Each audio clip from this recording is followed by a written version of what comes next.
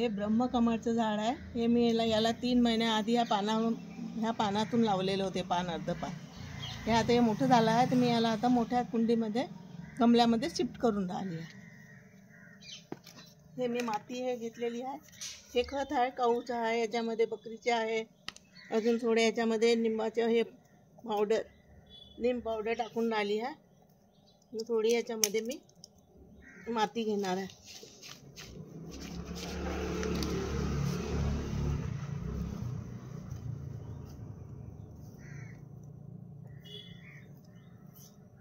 हे माती घेतल्यानंतर मी अगोदर हा नवीन गमला आहे, याला होल केलेला आहे. याच्यामध्ये मी अगोदर थोडंसं हे टाकणार आहे.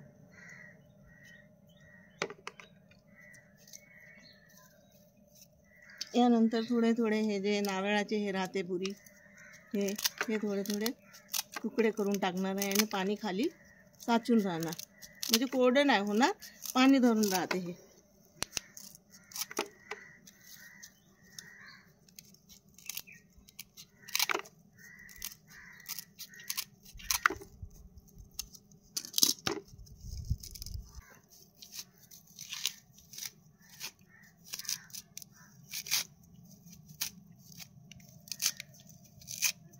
हे मी आतमध्ये टाकलं आहे.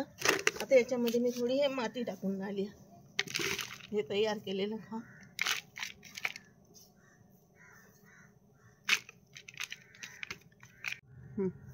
या झाडाला मी आता आरामानेच काढणार आहे.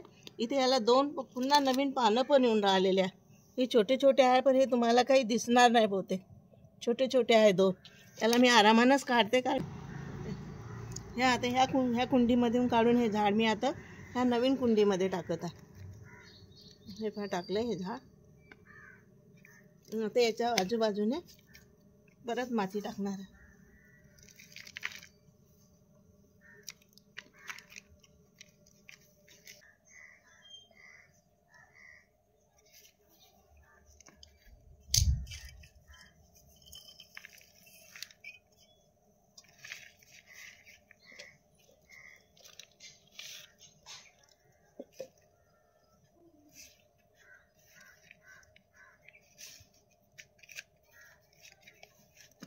याच्यातली पण वाचलेली माती मी याच्यामध्ये भरून दिली आहे. अशा प्रकारे मी हे झाड लावलं आहे.